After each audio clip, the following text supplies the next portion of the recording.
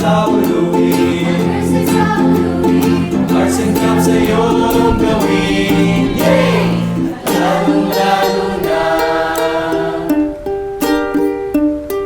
habang bata ka pa. Si Kristo'y tanggapin. Tayo na sa OCBS. Ang salita ng Diyos ay mabibigkas. Tayo na sa OCBS. Sa Diyos bibigay ang best. Tayo na sa OCBS. Ang salita ng Diyos ay mabibigkas. Tayo na sa OCBS. Sa Diyos bibigay ang best. Sa Diyos bibigay ang best. Sa Diyos bibigay ang best.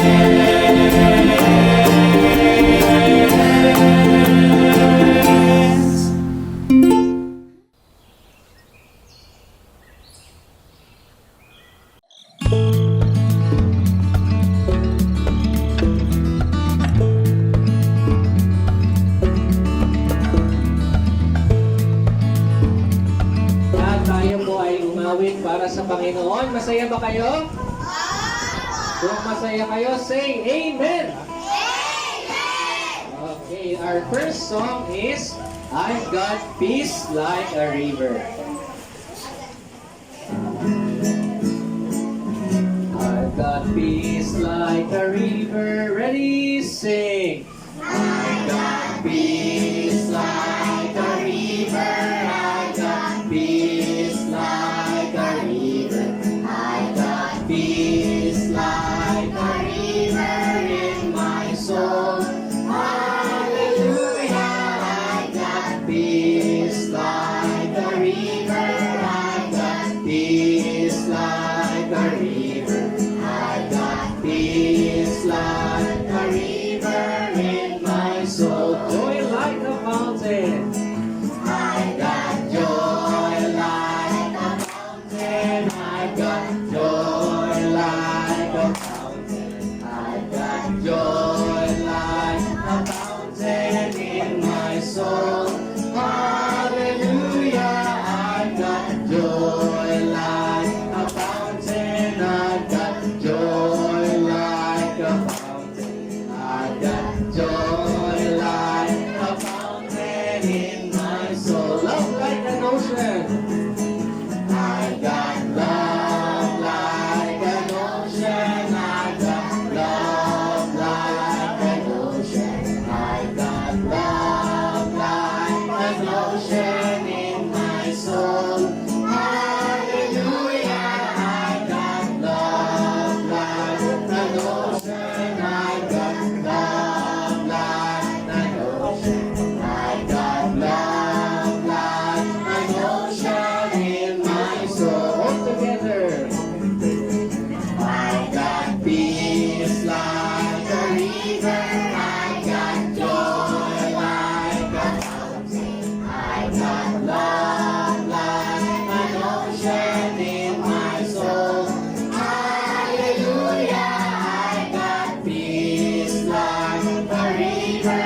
I got joy like a fountain. I got love like an ocean in my soul.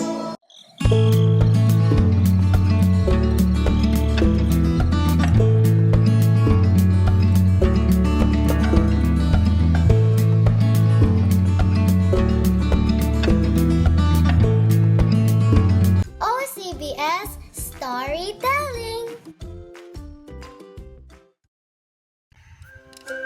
Hello mga bata! Welcome sa Online Children's Bible Study. Ako si Teacher Erica at tayo ay mag-aaral ng Biblia, ang salita ng Diyos. Simulan natin sa pamamagitan ng panalangin.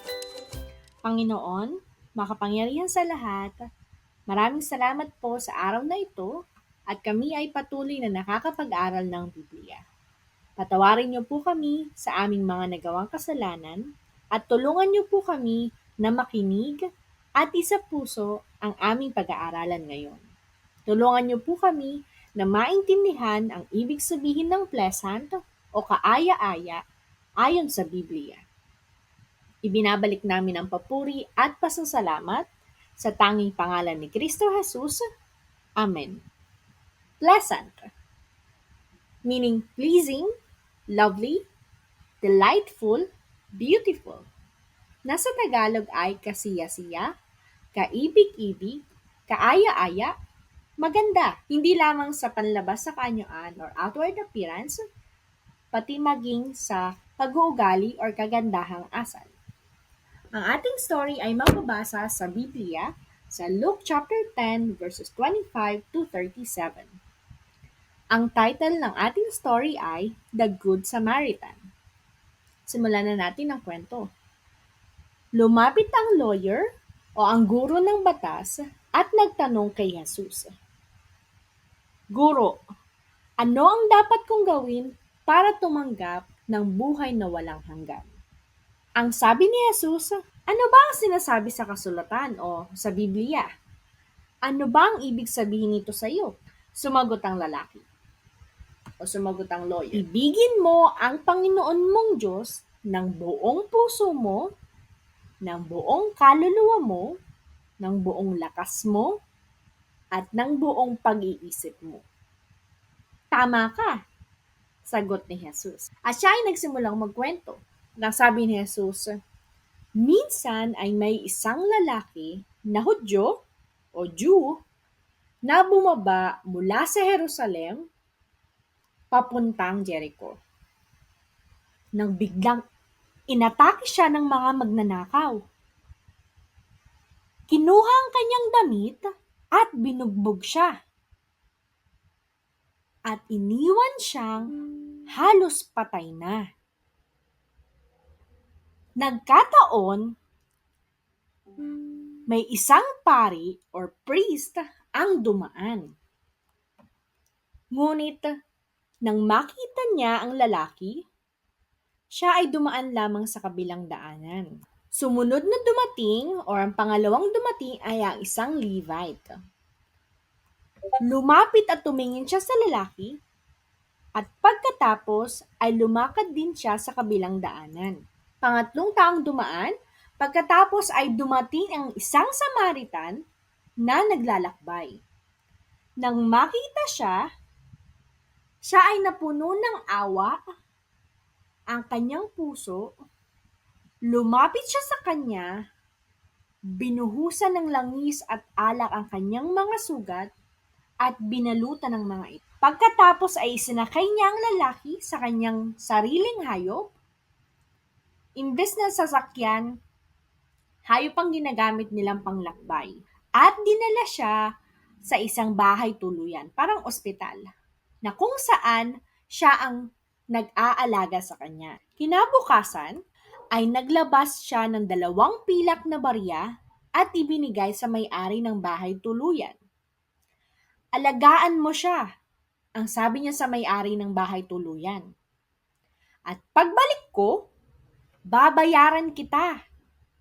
Kahit ano pa mang gastusin mo sa kanya. Pagkatapos na sabihin ito ni Jesus, siya ay nagtanong, sa iyong palagay, sino sa 3 ito ang naging kapitbahay or neighbor sa taong nilusob ng mga magnanakaw? Sumagot ang lawyer. Sa 3 yan, sabi ng lawyer, ang nagpakita ang naging kapitbahay or neighbor sa Jew ay ang mabait sa kanya. Sino ba yung mabait? 3 ang dumaan. Una ang priest, pangalawa ang Levite, pangatlo ang Samaritan. Ang mabait sa kanya ay yung huli, yung pangatlo ay ang Samaritan. Tama ang sagot niya. Ang sabi ni Jesus, o ang sagot ni Jesus, sabi sa kanya, sabi sa lawyer, humayo ka at gawin mo rin, or gayahin mo rin. Gaya ng Good Samaritan, tayo ay dapat na handang tumulong at magbigay ng awa sa kung sino man ang nangangailangan. Dahil tayo mismo ay nakaranas lamang ng kabutihan at awa ng Diyos. Kung gayon tayo ay inuutusan ni Jesus na gaya ng Good Samaritan, ay gayon din ang ating gawin. Maipapakita natin ang magandang pag-uugali or pagiging pleasant kung tayo ay, number one, hindi tayo namimili kung sino lamang ang ating tutulungan. Dapat ay kahit na sino, hindi lang yung friends natin or mga pamilya natin, kamag-anak natin, pati yung hindi mo kaklase, pati yung hindi mo close friends, lahat ay dapat handa nating tulungan. Dahil ang Panginoon, pag nagbigay siya ng blessing, hindi lang naman siya nagpapaulan sa atin, mga Kristiyano, pati din sa mga hindi Kristiyano. Pangalawa, di nanghihingi ng anumang kapalit sa tulong na inaibigay. Dapat ito ay bukal sa ating puso at hindi nanghihingi ng kahit na anumang kapalit. Dahil ang magre-reward sa atin ay ang Panginoong Jesus. Ikatlo, manalangin at sumunod kay Jesus na magbigay ng kalugod-lugod sa Diyos at hindi sa mga tao. Nagagawin natin ang pagiging pleasant o ang kagandahang asal na ang tanging bigyan ng papuri ay ang Panginoon para sa Panginoon at hindi sa tao. Kapag nagawa natin yan, tayo ay nagpapakita ng magandang pag-uugali at ang Diyos ay napupuri. Si Jesus ay number one example ng pagpapakita ng magandang pag-uugali. Alam ni Jesus na gaya ng Hudyo o ng Jew sa ating kwento, tayo ay nangangailangan din ng tulong. Namatay si Jesus sa krus para tayo ay tulungan at iligtas mula sa kamatayan sa impyerno o hell. Sabi sa Juan 3:16, gayon na lamang ang pag-ibig ng Diyos sa sangkatauhan, ibinigay niya ang kanyang kaisa-isang anak, si Hesukristo, upang ang sino mang sumampalataya sa kanya, si Hesukristo, ay hindi mapahamak, kundi magkaroon ng buhay na walang hanggan. Lahat tayo ay makasalanan at ang kabayaran ng kasalanan ay kamatayan sa impyerno or hell. Kung lahat tayo ay makasalanan, sino ang magliligtas sa atin? Sabi sa Juan 14:6, sabi ni Jesus ang nagsasalita, ako ang daan, ang katotohanan, at ang buhay. Walang makakarating sa Ama, sa Diyos, kung hindi sa pamamagitan ko. Hindi dahil mabait ka, hindi dahil sa mabubuting gawa, hindi dahil sa sino mang tao, kaya tayo maliligtas. Kundi dahil kay Hesukristo lamang, wala nang iba pa. Ano ang dapat kong gawin para maligtas?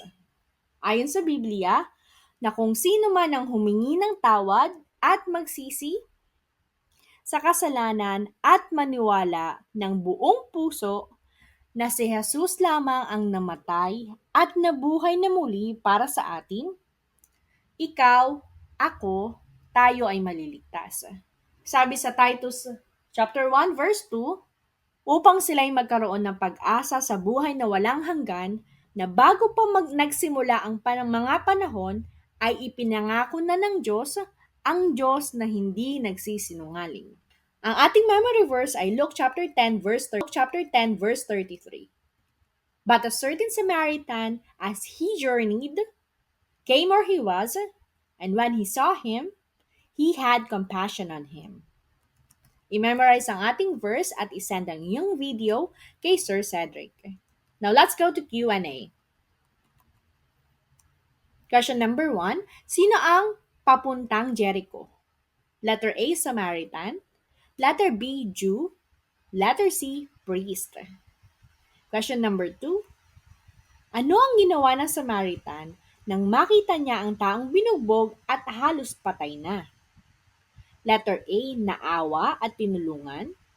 Letter B, tiningnan at nilapitan. Letter C, dinaanan lamang. Question number 3, ano ang ibig sabihin, ano ang sinabi ni Jesus sa lawyer? Letter A, humayo ka at huwag mong gayahin. Letter B, humayo ka at manalangin. Letter C, humayo ka at gawin mo rin. Question number 4, ano ang character trait ang ating pinag-aaralan? Letter A, pleasant. Letter B, humility. Letter C, kindness. Question number 5, ano ang ating memory verse? Letter A, Luke chapter 13, verse 1. Letter B, Luke chapter 10, verse 33. Letter C, Luke chapter 1, verse 3. Please send your answers to Teacher Isa. Thank you for listening at salamat sa pagsama sa akin sa pag-aaral ng Biblia. Bye-bye!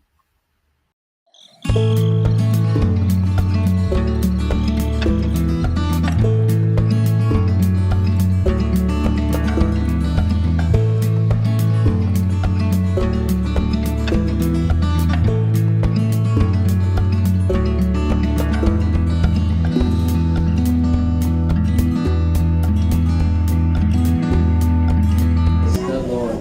From the rising of the sun, ready, sing. From the rising of the sun to the going down of the same, the Lord's name is to be praised. One more time. From the rising of the sun to the going down of the same, the Lord's name is to be praised. Praise ye the Lord. Praise ye the Lord. Praise ye all servants of the Lord. Praise the name of the Lord. From the rising of the sun to the going down of the same, the Lord's name is to be praised. Great is the Lord.